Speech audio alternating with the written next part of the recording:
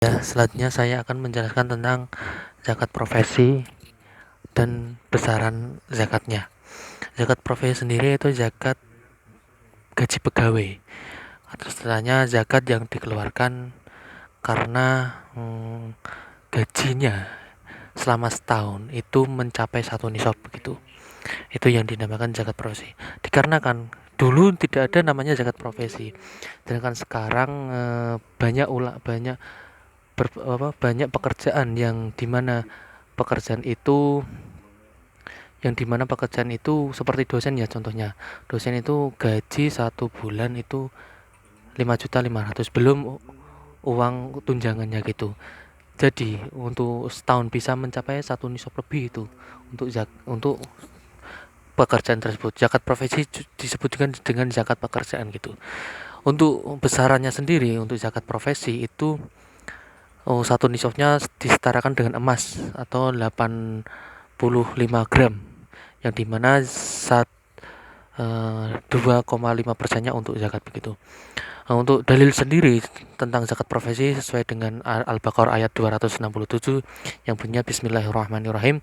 A'udzubillahi minasyaitonirrajim. Bismillahirrahmanirrahim. Ya ayyuhalladzina amanu anfiqu min thayyibati ma kasabtum wa mimma akhrajna lakum minal ard wala tayammamu khabisa minhu tunfiquna walastum bi akhidihi illa antuk midu fi wa'lamu annallaha ghaniyun hamid. Begitu. Selanjutnya saya juga akan menjelaskan yang disarankan ibu yang dulu kemarin, yaitu apa saja sih zakat mal itu. Zakat mal itu yang pertama ada namanya zakat mal karena harta atau zakat malnya emas. Zakat mal emas itu mencapai satu nisab itu setara dengan 85 gram, di mana ketentuan estimasi zakatnya 2,5%. Yang kedua adanya perak. Perak itu sekitar satu nisabnya sekitar 595 gram. Apabila sudah satu nisab tersebut, maka pengeluaran zakat untuk perak sendiri juga sama 2,5%. Selanjutnya zakat karena peternakan. Peternakan sendiri ada kambing, ada unta, ada binatang unggas. Untuk kambing sendiri, apabila kambing tersebut 1 tahun atau mencapai 40 ekor kambing, maka wajib zakat 1 ekor kambing. Untuk unta, apabila setahun mencapai 30 unta peternakan itu, maka zakat 1 ekor unta. Dan apabila unggas ini disamakan dengan emas ya. Apabila unggas itu mencapai 85 gram atau 20 dinar, itu zakatnya 2,5%. Selanjutnya ada pertanian. Pertanian di sini baik umbi-umbian maupun beras ataupun padi atau yang lainnya, itu apabila sekali panen atau dalam satu kali tahun satu nisab itu 750 kilogram, itu zakatnya 10%. Itu apabila yang mengairi itu irigasi, itu zakatnya 5%. Selanjutnya ada zakat perniagaan atau usaha, itu zakatnya seperti emas yaitu 85 gram dan wajib zakat itu 2,5%.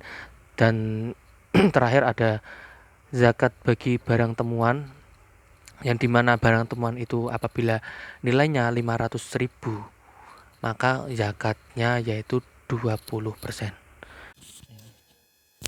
Selanjutnya saya akan menerangkan tentang siapa saja ahli waris yang mendapatkan setengah, seperenam, 2/3, terus seperdelapan, sepertiga, seperempat begitu.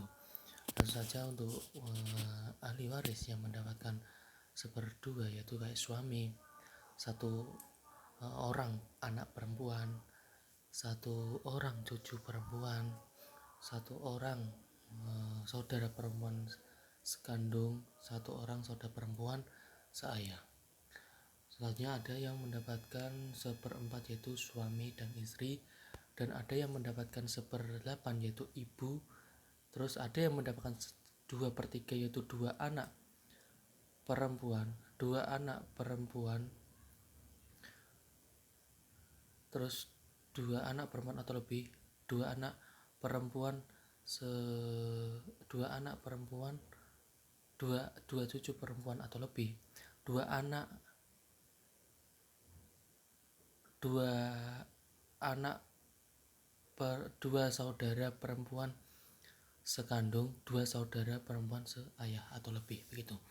Ada juga yang mendapatkan 1/3 yaitu ibu, ada juga yang ya 1/3 yaitu ibu dan 2 saudara seibu atau lebih. Ada juga yang mendapatkan 1/6 yaitu 1 saudara perempuan seayah, 1 saudara perempuan seibu, cucu perempuan, ibu, bapak, kakek, dan nenek. Sesuai dengan ayat An-Nisa ayat 11-12 yang punya Bismillahirrahmanirrahim, walakum nisumma taraktu azwajakum illam yakul lahunna walad fa inna kana lahunna waladun falakum wa falakumur rubu mimma taraktum min ba'di wasiyati yusina biha aw dain walahunna rubu mimma taraktum illam yakul lakum walad fa in kana lakum waladun falahunna sumunu mimma taraktum min ba'di wasiyati tununa bima biha aw dain wa in kana rajulun yurasul ghalatan aw imra'atan walahu akhun aw ukhtun falikulli wahidin minhuma sudus fa in kanu aksara min dzalika fahum syuraka'u fi sulusi min ba'di wasiyati yusa biha aw daini ghairu mudhar wasiyatu minallah wallahu alimun halim. Tuh, ayat tersebut menjelaskan tentang bagian-bagian dalam waris, begitu. Baik, selanjutnya saya akan membahas tentang asobah atau harta sisa. Asobah adalah harta waris yang sisa setelah dibagi oleh keluarga yang sudah pasti terbagi gitu. Di sini asobah ada 3, ada asobah bin nafsi, ada asobah bil ghair, dan ada asobah ma'al ghair. Asobah bin nafsi yaitu asobah karena dirinya sendiri, seperti anak laki-laki, cucu laki-laki, terus ayah, kakek, saudara laki-laki kandung, saudara laki-laki seayah, terus keponakan, sepupu, terus paman sekandung dari ayah, paman sekandung dari ayah, terus paman sebapak dengan ayah gitu, terus laki-laki yang memerdekakan budak. Ada juga asobah bil ghair.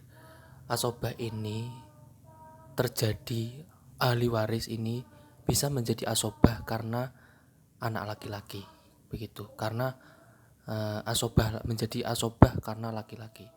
Karena saudara laki-laki, seperti seorang perempuan, anak perempuan yang menjadi asobah karena anak laki-laki, terus cucu perempuan yang menjadi asobah karena cucu laki-laki, terus saudara perempuan sekandung yang menjadi asobah karena saudara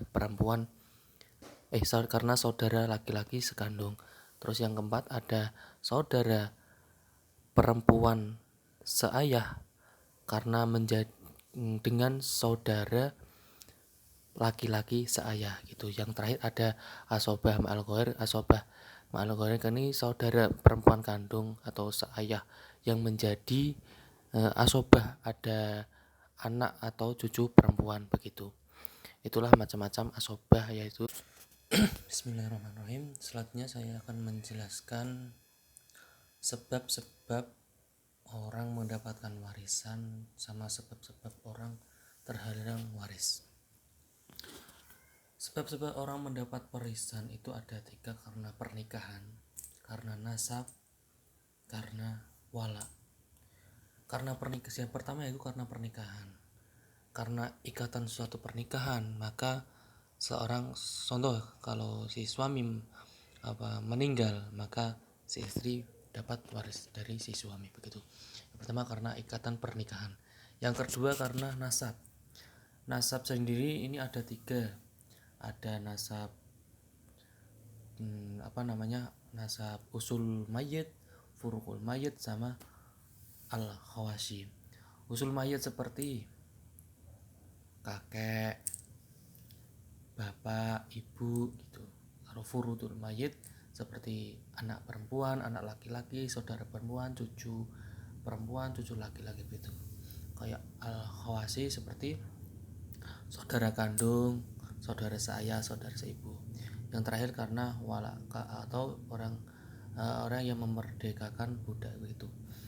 Yang kedua ada sebab-sebab orang tidak mendapatkan warisan atau terhalang waris. Pertama karena dia budak,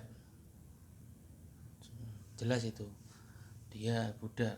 Terus umul katab, budak perempuan yang melahirkan. Terus ada juga orang murtad, orang yang keluar dari agama Islam. Terus ada umul walad, orang yang budak perempuan yang melahirkan anak. Terus ada pembunuh, orang yang sengaja membunuh pewaris itu juga terhalang waris. Terus ahli waris yang beda agama, karena di waris ini kan kalau dalam HKI hukum keluarga Islam kan waris itu harus satu agama gitu, agama Islam. Beda dengan kalau di hukum perdata sendiri begitu, karena ada mukatab, terus ada begitu, ada mudabar atau budak yang merdeka akan tapi tuannya meninggal, itu juga tidak mendapatkan waris.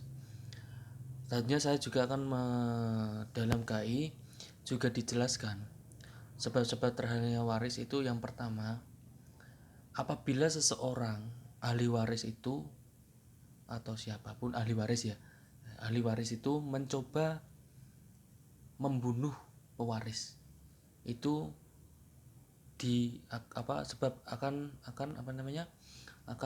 menjadi penghalang mendapatkan waris. Yang kedua, apabila seseorang atau ahli waris itu memfitnah si pewaris apabila si pewaris itu dengan vonisan 5 tahun penjara, maka ahli waris tersebut yang memfitnah tersebut tidak akan mendapatkan warisan begitu. Soal selanjutnya yaitu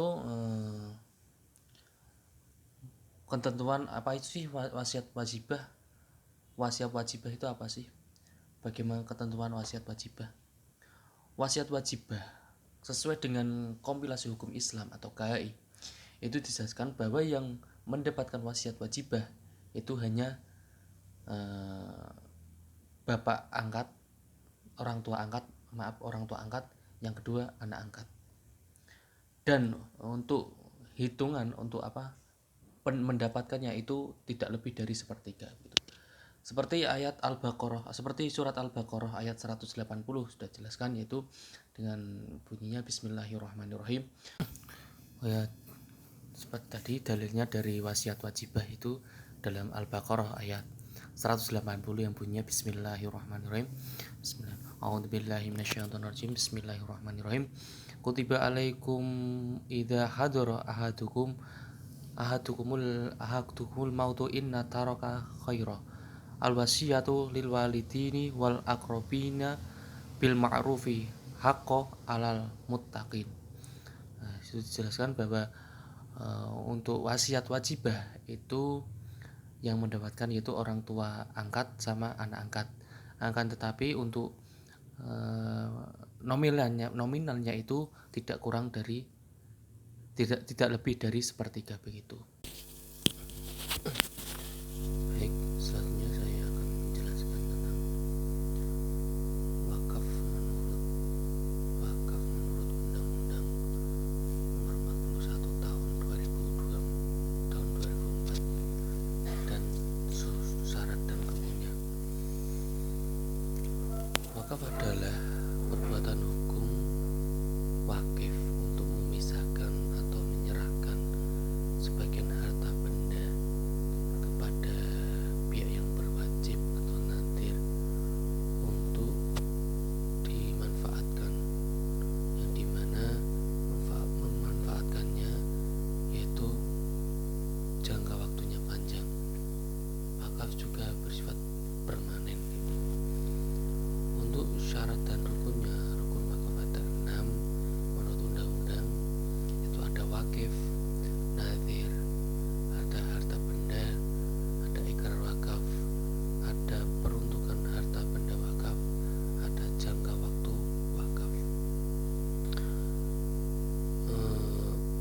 karena ya wakaf itu syaratnya yaitu pertama dewasa, terus orangnya Islam, sehat walafiat, tidak terhalang perbuatan hukum, dan benda yang diwakafkan itu hak milik atau miliknya. Wakaf juga bersifat bisa perorangan, juga bersifat badan hukum, atau juga bersifat organisasi. Yang kedua, nazir. Nazir adalah orang yang mengelola harta benda wakaf. Nazir sendiri memenuhi syarat. Pertama, nazir harus dewasa, harus warga negara Indonesia, harus Islam, harus amanah dalam menjalankan tugasnya sebagai nazir, terus tidak terhalang oleh perbuatan hukum gitu. Selanjutnya, harta benda wakaf. Yang memiliki harta benda wakaf ini syaratnya yaitu harta benda wakafnya memiliki jangka waktu yang panjang, yang dapat dimanfaatkan oleh masyarakat dengan jangka waktu yang panjang sehingga menjadikan masyarakat yaitu kesejahteraan. Selanjutnya yaitu ikrar wakaf. Ikrar wakaf yaitu persyaratannya yaitu ikrar wakaf yaitu pernyataan seorang wakif yang dinyatakan secara lisan kepada si nazir, atau istilah lainnya ijab kabul gitu, sighot begitu. Yang selanjutnya ada peruntukan harta benda wakaf. Harta benda wakaf ini diperuntukkan untuk sarana. Yang pertama, ibadah, ada sarana kegiatan, ada sarana kedua, ada sarana pendidikan dan kesehatan, ada sarana kemajuan masyarakat, ada sarana untuk kesejahteraan umum, dan ada sarana untuk bantuan bagi kaum fakir miskin begitu. Itulah syarat dan rukun wakaf sesuai dengan Undang-Undang nomor 4 tahun sesuai dengan Undang-Undang nomor 41 tahun 2004 begitu. Sedikit menambahkan terkait harta benda wakaf tadi dari dalam rukun tadi. Harta benda wakaf ini ada yang bersifat bergerak, ada yang bersifat tidak bergerak. Harta benda wakaf yang bersifat bergerak seperti kendaraan, terus surat, terus hak kekayaan intelektual, logam begitu. Ada wakaf yang tidak bergerak seperti atas bangunan, atas tanah, bangunan-bangunan seperti musola, masjid begitu. Itulah hak yang tidak bergerak begitu. Soal selanjutnya yaitu prosedur pendaftaran atau prosedur dalam mewakafkan harta benda. Yang pertama, wakif datang atau menyatakan ikrar di hadapan pejabat akte ikrar wakaf dan berikrar untuk melaksanakan ikrar wakaf. Yang kedua, pelaksanaan ikrar wakaf itu harus dihadiri oleh 2 saksi. Dan selanjutnya yaitu wakif menyerahkan bukti-bukti otentik atau dokumen-dokumen kepada PPAIW atau petugas pembuat akte ikrar wakaf. Di sini dokumennya seperti harus ada sertifikat hak miliknya.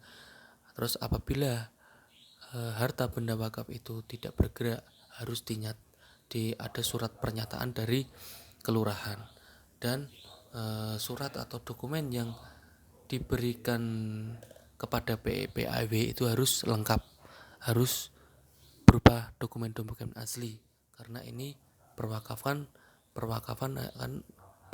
itu kan harta yang dimiliki diri sendiri begitu. Selanjutnya yaitu wakaf produktif. Wakaf produktif itu sebuah skema pengelolaan donasi wakaf dari umat. Dengan memproduktifkan donasi tersebut, kita dapat mensejahterakan umat, mengentaskan kemiskinan begitu. Karena itulah tujuan dari wakaf itu sendiri. sebagai di dalam wakaf produktif tersebut itu wakaf produktif sebagai sumber atau sumber kesejahteraan umat. Selanjutnya ada juga dengan wakaf uang. Wakaf uang yaitu karena uang merupakan salah satu benda wakaf, maka adanya wakaf uang begitu. Wakaf uang ini diperuntukkan agar ketika mewakafkan itu dengan menggunakan rupiah. Sedikit pertanyaan, apabila menggunakan uang asing bagaimana? Apabila menggunakan uang asing, kita harus menukarkan dulu ke dalam rupiah. Untuk prosedur tata cara wakaf uang yaitu pertama, kita datang ke lembaga keuangan penerima wakaf uang itu. Yang kedua, menjelaskan tujuan maksud kita dan menjelaskan asal usul uang tersebut. Dan wakaf uang ini harus halal tuh ya, harus halal. Setelah menjelaskan asal usul uang tersebut, kita memberikan uangnya kepada petugas perwakafan uang tersebut. Terus setelah itu mengisi formulir. Soal selanjutnya yaitu menjelaskan tentang hukum tukar guling harta benda wakaf dan bagaimana prosedurnya. Sebelumnya yaitu saya akan bersamaan di dalam Undang-Undang Nomor 41 Tahun 2004. Di situ dijelaskan bahwa harta benda wakaf itu tidak boleh diwariskan. Harta benda wakaf tidak boleh dihibahkan. Harta benda wakaf tidak boleh dipergunakan hal yang tidak sesuai dengan AIW atau akte ikrar wakafnya. Akan tetapi di sini diperbolehkan tukar guling harta benda wakaf dikarenakan harta benda wakaf tersebut tidak mempunyai manfaat, tidak bisa memberikan kemasan kepada umat begitu. Adapun tata caranya dalam tukar guling harta benda wakaf, yang pertama, saat tukar guling harta benda wakaf harus mendapatkan izin kepada menteri dengan pertimbangan oleh Badan Wakaf Indonesia. Yang kedua, izin tersebut semata-mata kepada menteri dengan pertimbangan yang pertama, perubahan harta benda wakaf sesuai dengan ketentuan peraturan perundang-undangan dan tidak bertentangan dengan syariat begitu. Yang kedua, harta benda wakaf tidak dapat digunakan sesuai dengan AIW. Terusnya, pengganti harta benda wakaf tersebut kalau bisa lebih tinggi dari harta benda wakaf yang akan ditukar gulingkan. Seminimnya yaitu harganya sama begitu. Terus, pertukaran harta benda wakaf untuk kepentingan agama yang mendesak secara langsung. Itu. Selanjutnya, pergantian harta benda wakaf itu memiliki sertifikat. Jadi harta benda wakaf yang akan tukar gulingkan itu memiliki sertifikat, dan harta benda wakaf yang diejolkan itu juga memiliki sertifikat begitu. Untuk badan penyeleksi atau tim penilai harta benda wakaf tadi, karena harta benda wakaf ini seharusnya nilainya harus tinggi maksimalnya, karena minimalnya nilainya sama harta benda wakaf yang akan digulingkan. Tim penilainya seperti MUI, ada Kemenak di daerah atau kabupaten, terus nadir tanah yang bersangkutan itu tim penilainya, terus pemerintah daerah kabupaten serta kantor pertanahan begitu. Untuk cara menilainya sendiri yaitu yang pertama, tentunya tadi harta benda wakaf itu yang akan ditukar gulingkan harus memiliki nilai yang lebih tinggi, maksimalnya minimnya setara begitu. Terus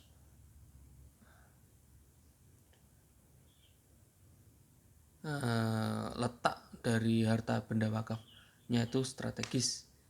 Terus